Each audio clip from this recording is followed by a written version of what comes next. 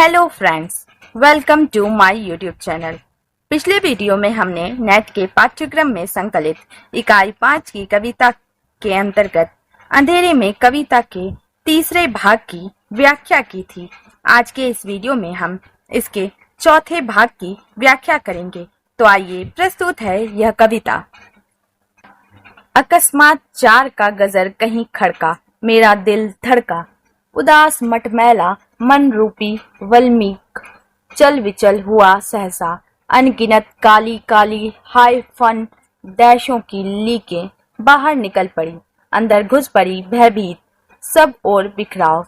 मैं अपने कमरे में यहाँ लेटा हुआ हूँ, काले काले सहतीर छत के हृदय दबोचते, यद्यपि आंगन में नल जो मारता जल खखारता, किंतु न शरीर में बल है, अंधेरे में गल रहा दिल यह।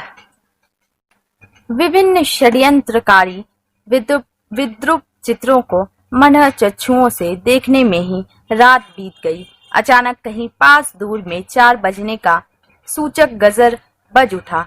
उसे सुनकर मेरा दिल धड़कने लगा। अत्यधिक उदास निराश मन रूपी वल्मीक चंचल और विचलित सा अचानक ही होने लगा।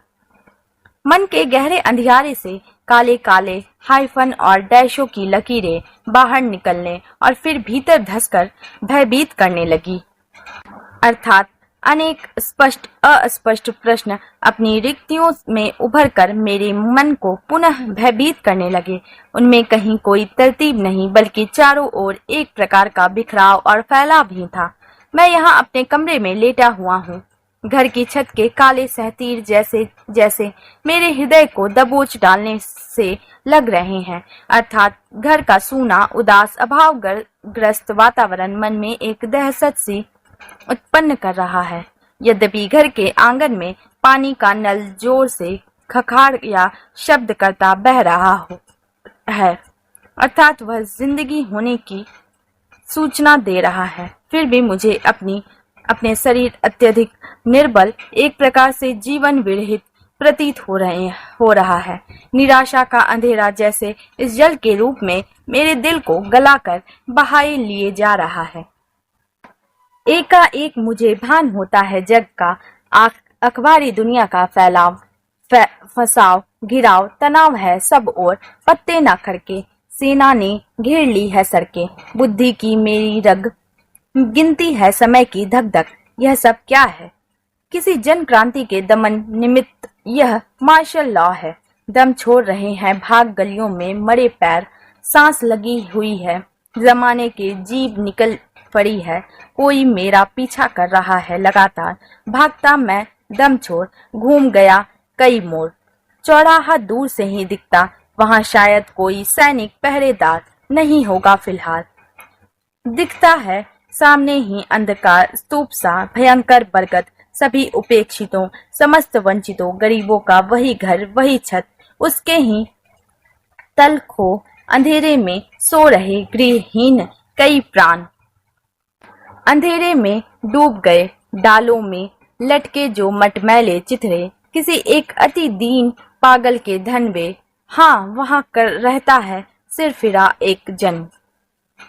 मेरी अंतश्चेतना में एकाएक संसार की वास्तविकता का स्वरूप सूझने या ज्ञात रूप में प्रकट होने लगता है। सारी दुनिया में फैली अखबारी दुनिया की वास्तविक स्थितियों का परिचय देने लगती है कि चारों ओर एक दूसरे को फंसाना के चक्कर चल रहे हैं, घेराव हो रहे हैं और इन कारणों से सघन तनाव का वातावरण बन रहा है। पर अपने मानसिक तनाव के क्षणों में कहीं कोई विद्रोहात्मक हलचल ना हो, कोई आंदोलन ना हो, इसलिए पूर्व सावधानी के तौर पर सशक्त सेनाओं ने सड़कों का अर्थात उन पर चलने फिरने वाली निरीह मानवता का अपने घेरों में ले रखा है। मेरी बौद्धिकता की रगें समय की धड़कनों को गिनने अर्थात नापने जोखने का प्रयास करती है। बौद्धिकता के स्तर पर रह रहकर मन मस्तिष्क में एक प्रश्न उठता है कि आखिर मानव जीवन में यह सब क्या हो रहा है? क्या कहीं जन क्रांति हो गई है कि जिसका दमन करने के लिए मानव के अंतः बाह्य जीवन पर यह फौजी कानून सा लागू कर दिया गया है? पर कहीं भी तो किसी क्रांति के आसार नहीं दिखाई देते। फिर मरियल पैरों से गलियों में भागते लोग दम क्यों छोड़ रहे हैं? क्यों नहीं यह जन क्रांति के लिए सभी विरोधों से भिड़ जाते हैं? सभी जैसे हाँफ रहे हैं। हाँफने से सबकी जीभें बाहर निकल पड़ी है। लगता है जैसे कोई निरंतर मेरा पीछा कर रहा है। उससे बचने के लिए मैं दम छोड़ भाग रहा हूँ। निरंतर कई मोड़ भागते भागते काट जाता हूँ। दूर से एक चौराहा दिखाई देता है, अर्थात अनेक प्रकार के विचार दर्शन दूर दूर से आभाषित होते हैं और लगता है कि उन पर कहीं भी अभी तक सेना का पहरा नहीं लगा होगा, अर्थात अभी तक कोई बंधन व्यवधान नहीं होगा।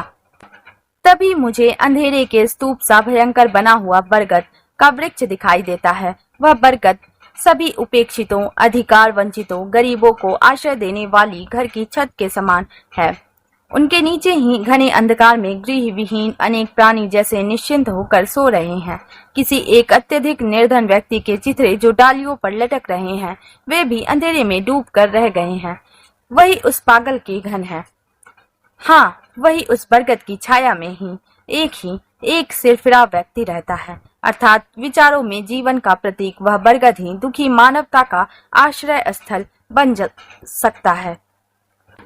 किंतु आज इस रात बात अजीब है। वही जो सिरफिरा पागल कतई था, आज एकाएक वह जागृत बुद्धि है, प्रज्वलित थी है। छोर सिरफिरापन, बहुत ऊंचे गले से गा रहा कोई पद, कोई गान, आत्मोद्बोधमय, खूब भई, जानता क्या वह भी कि सैनिक प्रशासन है नगर में वाकई, क्या उसकी बुद्धि भी जग गई? आज की इस भयावह रात्रि में यह एक अजीब सी बात लग रही है। वह जिसे एकदम सिरफिरा पागल कहा समझा जाता था, आज एकाएक उसकी बुद्धि जागृत हो गई है। उसकी बौद्धिकता में क्रांतिकारी विचारों की आग स्पष्टता प्रज्वलित हो उठी है। आज वह अपना सिरफिरापन त्याग कर बहुत ही ऊंचे गले से कोई पद अथवा गीत गा रहा है। उसका यह आत्मा की उद्बुद्धता या जागृति से परिपूर्ण है। भई बहुत खूब। क्या वह तथाकथित पगला भी यह जानता है कि नगर में वस्तुतः सेना का राज है? इस अत्याचारी सैनिक राज ने क्या वास्तव में उसकी बुद्धि को भी जगा दिया है?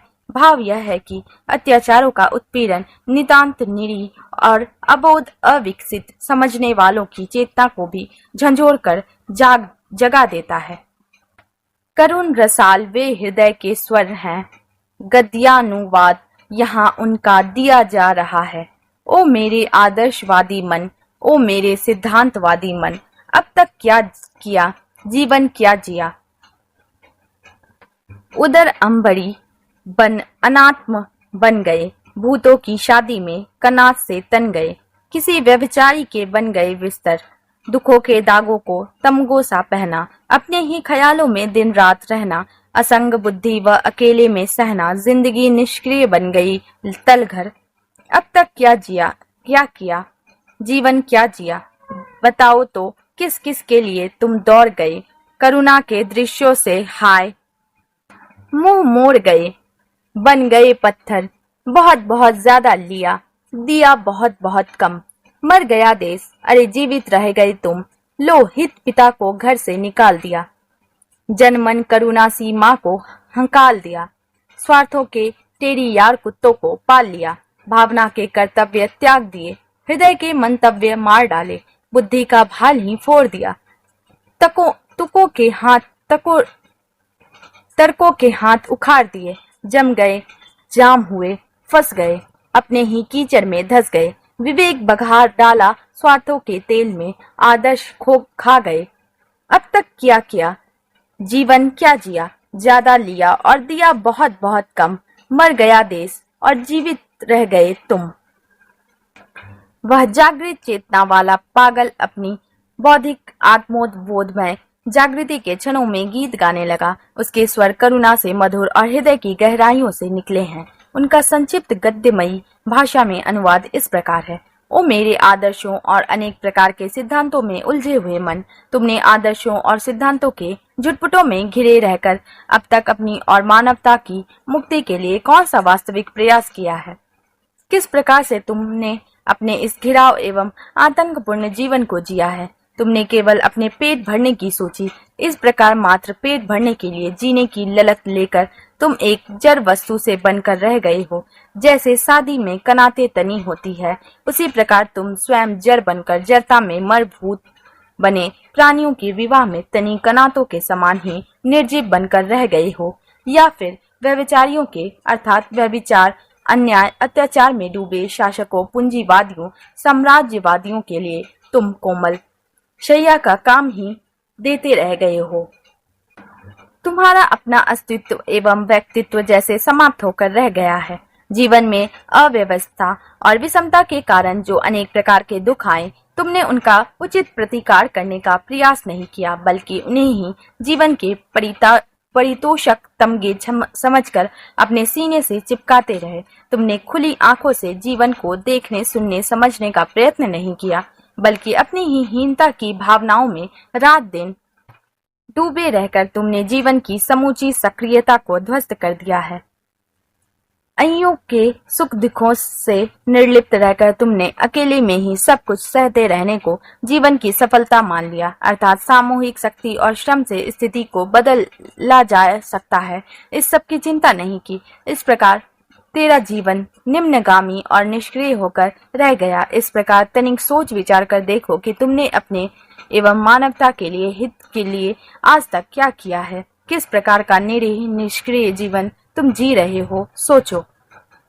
हे मानव, बताओ तो जरा कि किस दुखी व्यक्ति के दुख को दूर करने के लिए तुम भाग कर पहुंचे। जीवन में चारों तरफ जो निरीहता, दुर्बल करुणा छा रही है, उसे दूर करने का प्रयास तो क्या, तुमने तो उधर से अपना मुंह ही मोड़ लिया है, अर्थात उस ओर तुम जानबूझकर भी देखना और कुछ करना नहीं चाहते। इस प्रकार सचेतन, मन बुद्धि संयत मनुष्य होते हुए भी तुम निर्जीव पत्थर से जड़ बनकर, निश्चेष्ट बनकर रह गए हो।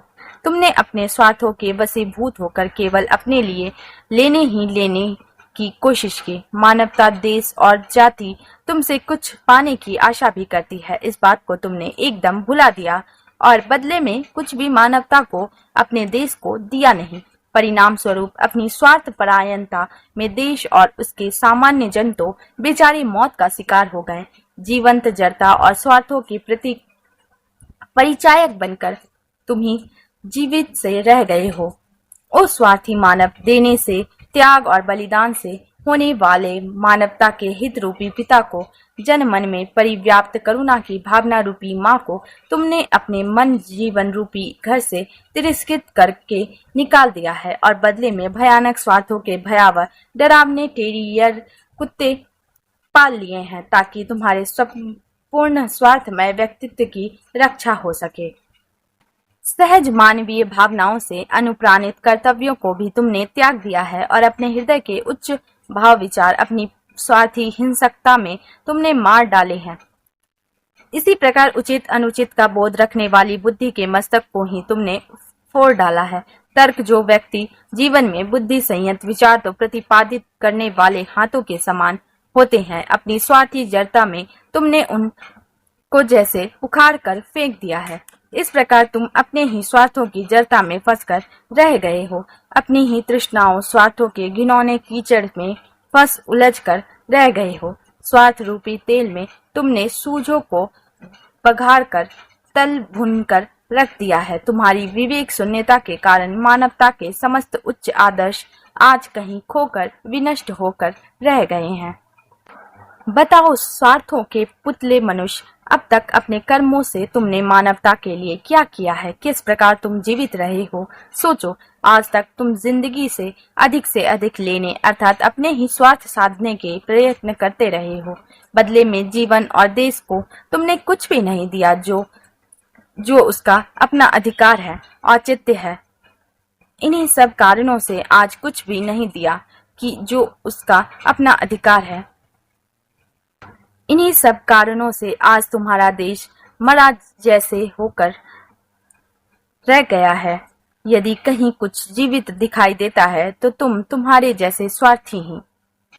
मेरा सिर गरम है, इसलिए गरम है, सपनों में चलता है आलोचन, विचारों के चित्रों की अवली में चिंतन, निजत्व माफ है बेचैन, क्या करूं किससे कहूं, कहाँ जाऊं दिल्ली या उज्जैन। वैदिक ऋषि सुनह सेप के साप भ्रष्ट पिता, अर्जीगत समानहीन। व्यक्तित्व अपना ही अपने से खोया हुआ, वही उसे अकस्मात मिलता था रात में। पागल था दिन में, सिर फिरा विक्षिप्त मस्तिष्क। विचारों ने मेरे मस्तिष्क को गर्म कर दिया है। तनाव की यह स्थिति ही भ्रमों या संदेहों को उत्पन्न कर देती है। तभी सपनों या कल्पनाओं में भी व्यवहार जीवन की एक प्रकार की आलोचना का क्रम लगातार चलता रहा करता है। विचारों में भोगे गए जीवन की अनेक प्रकार की चिंतनामयी चित्रों की पंक्तियां सी बनती बिगड़ती रहा करती है। क्षमा करें, मेरा अहम या अपनापन भी हर क्षण बेचैन बना रहता है। ऐसी स्थिति में राहत पाने के लिए मैं क्या उपाय करूं? किससे अपनी मनोदशा एवं व्यथा का वर्णन करूं? दिल्ली या उज्जैन कहां जाकर शासकों के कानों में अपनी वेदना की बेचैन कहानी सुनाऊं? कहीं भी तो कोई सुनने वाला दृष्टिगोचर नहीं होता। वैदिक ग्रंथों में वर्णित ऋषि सुनहसेप के पिता अर्जीगत की अपनी ही चेतना, अपना ही व्यक्तित्व साप के कारण उससे अलग हो गया था और वह असहाय सा बनकर रह गया था। उसी प्रकार मेरी स्थिति भी बनकर रह गई है। जिस प्रकार वैदिक ऋषि सुनहसेप के पिता अजीगर्त का अपने से बिलगाया व्यक्तित्व ही उसे रात में साक्षात हुआ करता था। दिन में वह पागल सा सिर फिरे मन मस्तिष्क वाला रहा करता था। उसी प्रकार मेरा व्यक्तित्व भी मुझसे बिलगा कर दिन में तो पागल सा बना रहता है और रात में मुझसे मिलकर मुझे जीवन की कविताओं का अनवरत साक्षात्कार कराया करता है।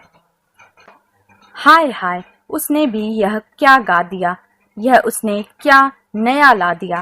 प्रत्यक्ष मैं खड़ा हो गया, किसी छाया मूर्ति सा समक्ष स्वयं के होने लगी बहस और लगने लगे परस्पर तमाचे। छी, पागलपन है, वृथा आलोचन है।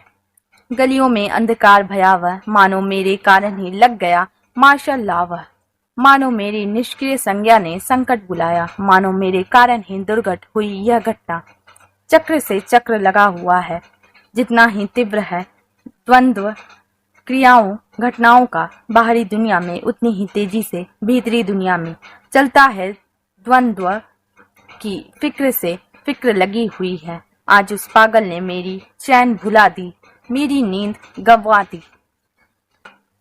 हाय, उस पगलाई चेतना के प्रतीक मेरे ही अपने व्यक्तित्व ने बौद्धिक जागृति के प्रभाव में यह ऐसा क्या गा दिया है अथवा क्या नया तत्व ला दिया है कि मैं अपनी ही उस छाया मूर्ति के सामने स्वयं प्रत्यक्ष खड़ा हो गया हूँ। मेरे अपने ही उस छाया व्यक्तित्व के साथ घोर बहस छिड़ गई है, यानी कि अंतर्द्वंद का कुहराम सा मच गया है।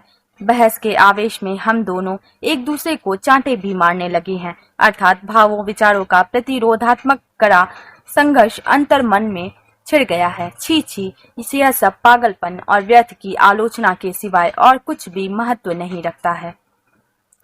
अंतश्चेतना इस एहसास से भरने लगी है कि जीवन की गलियों में छाने वाला यह भयानक निराशा एवं उदासी का अंधेरा मेरी जड़ता के कारण छा रहा है। जीवन में चारों तरफ जो मार्शल लॉ जैसी दमनात्मक स्थिति बन गई है, अफसोस होता है कि मानो मैं ही इसका कारणभूत हूँ। मेरी अर्थात आदमी की ही अपनी ही जड़ता और स्वार्थ भरी निष्क्रियता की चेतना ने सब प्रकार के मानवीय संकटों को आमंत्रण देकर बुलाया है। जीवन में जो कुछ भी अघटित दुर्घटनाएं घट रही हैं, उन सब का मूल कारणभूत भी मानो मैं ही हूँ। इस प्रकार उल्टे सीधे विचारों के चक्र का अनवरत क्रम चल रहा है।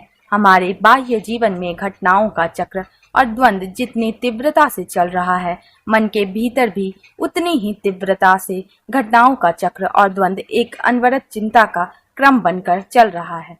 इस प्रकार उस पागल ने आत्मोद्बोधन ने से भरा एक गीत गाकर मेरा चैन, मेरी नींद आदि सभी कुछ मुझसे एकाएक छीन लिए हैं, मुझे निरस्तर सा कर दिया है। मैं इस बरगद के पास खड़ा हूँ, मेरा यह चेहरा घुलता है जाने किस अथाह गंभीर सावले जल से। झुके हुए गुमसुम टूटे हुए घरों के तिमिर अतल से घुलता है मन यह, रात्रि के श्यामल ओस से छालित। कोई गुरु गंभीर महान अस्तित्व महकता है लगातार, मानो खंडर प्रसारों में उदयमान उद्यान गुलाब चमेली के रात्रि तिमिर में महकते ही रहते हों हर पल। किंतु वे उद्यान कहाँ है, अंधेरे में पता नहीं चलता, मात्र सुगंध है सब ओर। पर उस महक लहर में कोई छिपी वेदना, कोई गुप्त चिंता छटपटा रही है। मैं इस बरगद के पास खड़ा सोच रहा हूँ, मेरा यह चेहरा लगता है जैसे किसी चिंता के काले पड़ गए जल के आवर्तों में घुलता ही जा रहा है। मेरा मन झुककर टूट फूट रहे घरों पर छापे गहरे अंधेरे की कालिमा की अताहता में घुलता जा रहा है, अर्थात जीवन की विषमतापूर्ण गहराइयां मेरी चिंता चेतना, मेरे तन मन सभी को जैसे लीलती ही जा रही है। फिर भी इस अंतःस्फुरण के क्षणों में भी मेरी चेतना के स्तर पर रात के इस ओस में धोए वातावरण में मानवता के गुरु गंभीर महान अस्तित्व का महकता हुआ इस खंडहर प्राय हो रही मानवता के संदर्भों में भी लगातार फैलता हुआ सा अहंसासित हो रहा है। लगता है जैसे भावना के गुलाब और चमेली के फूल रात्रि के इस गहन अंधेरे में भी इस सांसों में के उस उपवन में निरंतर महकते ही रहते हैं। पर वे महकते एहसासों के उद्यान हैं कहाँ पर? वैषम्यों से भरे इस अंधियारे जीवन में उनका कुछ भी तो स्पष्ट पता नहीं चलता। केवल उस सब की सुगंधित ही चारों ओर महक कर छा रही है, परंतु महक की उस लहर के अंतराल में समाई कोई अज्ञात वेदना, गुप्त चिंता लगातार छटपटाती रहती है। भाव यह है कि भावना के नंदन खिलने नहीं पाते। कल्पना का जीवन केवल कल्पना में एहसासता है। वर्तमान वैषम्यपूर्ण अंधियारे जीवन में वह साकार नहीं हो पाता।